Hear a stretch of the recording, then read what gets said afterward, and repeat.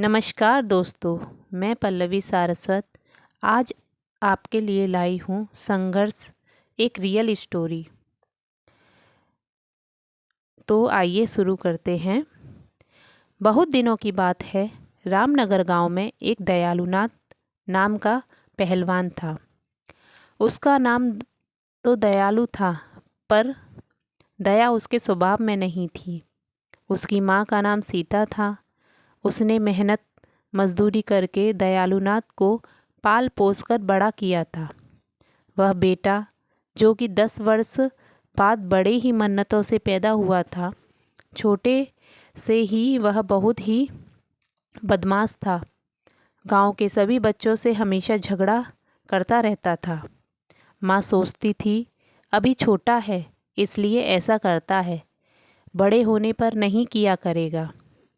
कुछ साल बाद जब वह बड़ा हुआ, फिर भी उसकी आदत वैसी ही रही।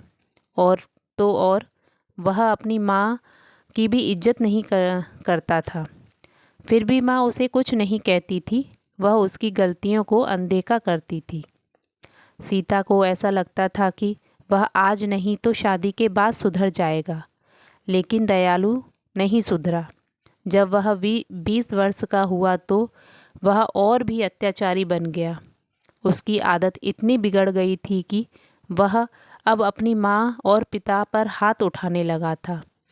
2 साल बाद उसके बूढ़े पिता भी दुनिया से चले गए थे। माँ अब अकेली रह गई थी।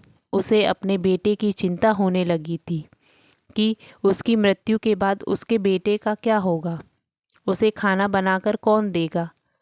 उसकी माँ ने सोचा, इसकी शादी कर अच्छी लड़की से कर देंगे तो दयालु का जीवन सफल हो जाएगा।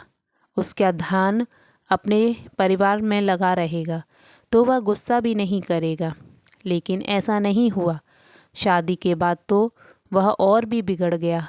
पत्नी पुष्पा तथा अपनी सास देविका, जो कि 2 दिन के लिए अपनी बेटी के घर पर मिलने आई थी, उसे एक दिन दयालु ने शराब के नशे में आकर मारा और गाली गलौज किया। बेचारी पत्नी क्या करती, वह गरीब परिवार से थी और ज़्यादा पढ़ी लिखी भी नहीं थी, इसलिए वह चुप रही। कुछ महीनों बाद उसकी बूढ़ी माँ की भी मृत्यु हो गई। 4 साल के अंदर उसने पुष्पा 3 बच्चों को जन्म दिया। दयालु उन बच्चों को भी मारा पीटा करता था। पुष्पा यह गम सहती गई और कुछ न कह पाती थी। नौकरों की तरह घर के सारे काम किया करती थी। रात को भी वह चैन की सांस नहीं ले पाती थी। उसका पति शराब पीकर आता और मारा करता था। 10 साल तक तो बेचारी पुष्पा जैसे तैसे करके काम काज करती रही और अपने अत्याचार पति की मार सहती रही, ताकि उसके बच्चे पढ़ लिख कर अच्छे ऑफिसर बन जाएं और वे अपनी माँ की तरह जीवन न जिएं। भगवान की कृपा और पुष्पा की मेहनत रंग लाई। जो कॉलेज में पढ़ती थी, उनकी बेटी MSc सेकेंड ईयर में प्रथम आई थी। उसकी माँ का सपना पूरा होने लगा था। उसे अपनी बेटी पर गर्व था कि यह एक दिन बड़ा मुकाम हासिल करेगी। अचानक एक रोज़ उसके पिता शराब के नशे में घर आए। अपनी बेटी रीना को बुलाकर भला बुरा कहा और मारने लगे। रीना पढ़ी लिखी और समझदार लड़की थी। उसने जैसे तैसे करके अपने आप को बचाया।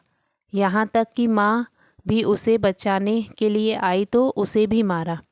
यह देखकर उसके दोनों भाई चुपचाप एक कोने में बैठकर रोने लगे। रीना अपनी गलती के बारे में पूछती है कि मैंने कौन सी गलती की थी। सीधा कॉलेज से घर ही तो आ रही थी, पिताजी शराब की हालत में ज़ोर से बोलते हैं। मैंने अगली बार तुम्हें राहुल के साथ देखा तो समझ जाना।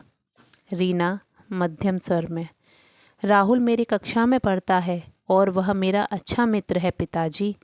मैंने तुम्हें इतना बड़ा क्या राहुल के लिए किया है कि तुम उसके साथ चली जाओ?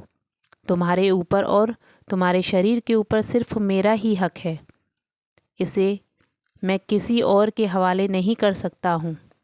रीना और उसकी माँ यह वाक्य सुनते ही चुप हो गए और अपने मन में सोचने लगे कि ये पिता है कि हैवान।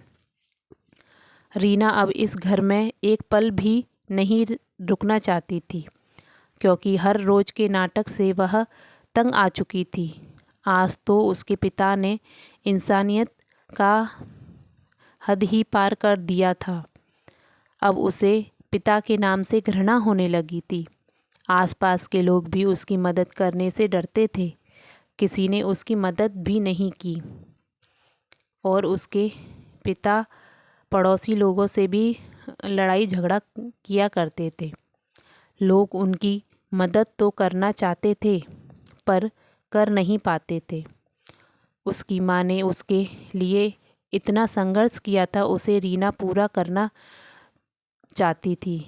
एक दिन जब उसके पिता घर से किसी काम के लिए 2 दिन के लिए बाहर चले गए थे, तभी पुष्पा ने सोचा यह अच्छा मौका है। रोज़ रोज़ के झगड़े से तंग आकर पुष्पा ने रीना की शादी अपने सहेली के बेटे राहुल, जो कि उसकी ही कक्षा में पढ़ता था, उससे करवा दी और अपनी बेटी को इस नर्क से निकाल दिया।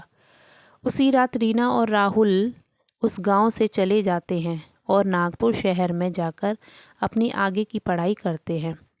घर पर जब उसके पिता को यह बात पता चलती है तो हमेशा की तरह फिर से लड़ाई होती है। लेकिन आज इस लड़ाई में पुष्पा को बहुत खुशी मिलती है। जल्द ही रीना वकील बन गई।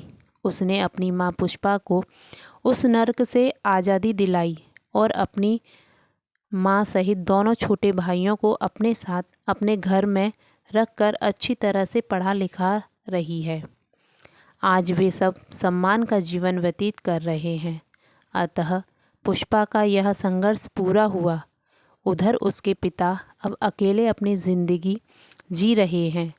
कोई भी उन्हें खाने के लिए भी नहीं देता है। जैसे तैसे वह पापी अपना जीवन जी रहा है। हाँ, अपने कर्मों की सज़ा भुगत रहा है। इसलिए ऐसा कहा जाता है कि धरती पर स्वर्ग और नरक है। जो जैसे कर्म करते हैं उन्हें वैसे ही भुगतना पड़ता है। इसलिए सबके साथ अच्छा व्यवहार करना चाहिए ताकि हमारे साथ भी लोग अच्छा व्यवहार करें। थैंक यू दोस्तों। अगर ये कहानी आपको पसंद आई हो तो प्लीज़ मेरे चैनल को सब्सक्राइब करें। कल मिलते हैं अगली कहानी के साथ। धन्यवाद।